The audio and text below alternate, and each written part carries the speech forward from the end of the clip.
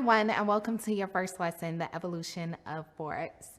Before you can begin to understand Forex, I have to take you through the past to understand the history of the foreign exchange market so you can understand where money comes from and where we got to where we are today. In this lesson, we'll be going over the evolution of money, transitioning from the bartering system, commodity system, coin system, paper money, the Bretton Woods system, and ultimately what we have now, the foreign exchange markets. Understanding the history of our money, monetary system, the evolution of where it was to where it is now will definitely put you in a better position to capitalize on the movement of money.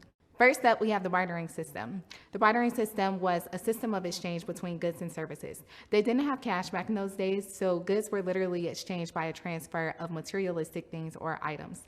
Back in the day, people literally traded everything. They traded livestock, so when you think about slavery, it was the trade of people, and some people even traded skills. So let's say in today's terms, someone's good at personal training and their client's trying to lose weight, but the client is good at websites. So the client says, hey, I'll build your website if you train me for free. That's an example of modern day bartering system.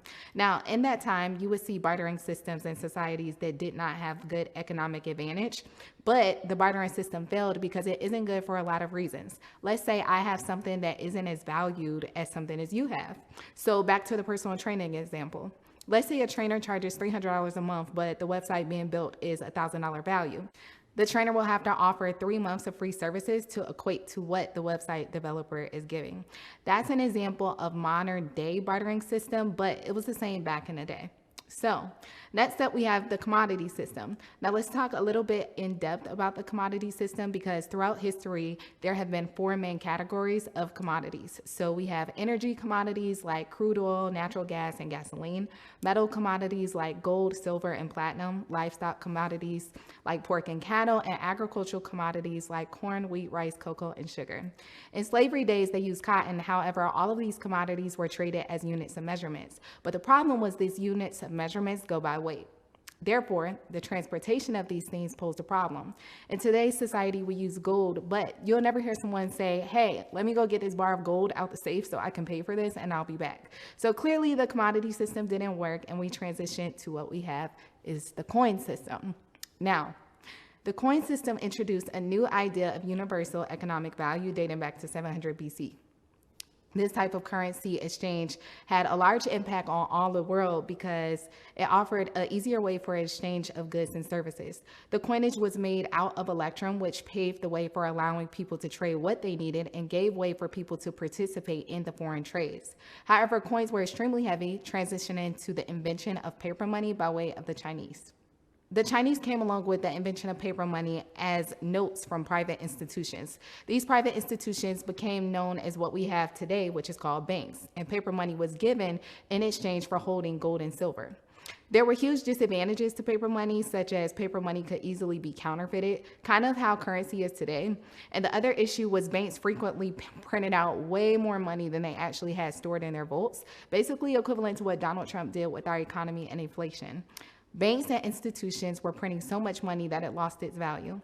The overabundance of printed money and money being printed gave rise to all countries coming together to create the gold standard.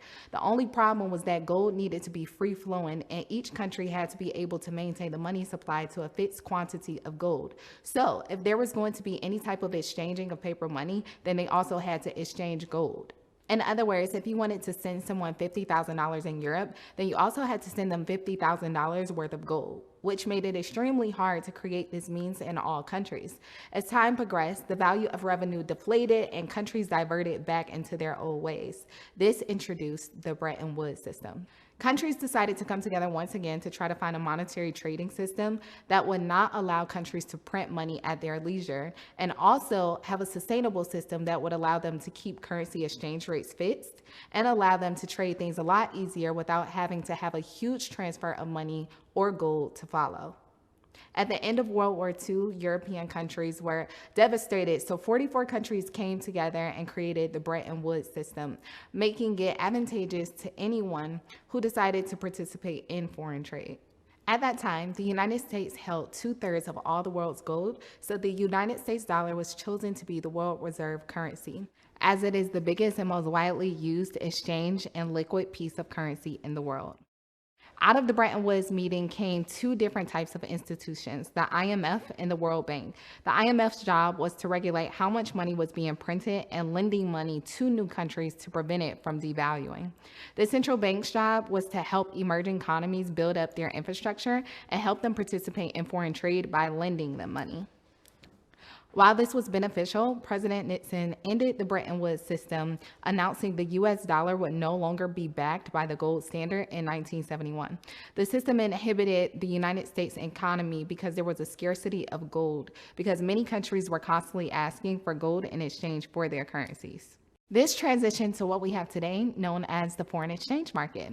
This is a floating exchange rate system which is dictated by supply and demand opposed to government regulations. When prices of currency are dictated by supply and demand, prices are subject to change and change freely, regardless of their governmental bodies. The main countries with these currencies are systems like the United States, Britain, Canada, Europe, Australia, Switzerland, and Japan. So I hope you guys understood the evolution of money and where we are today and where we came from. Now that our history lesson is over, we can get down to the fun nitty-gritty of everything, but definitely keep in mind what you've just learned, because we will definitely be revisiting our commodities.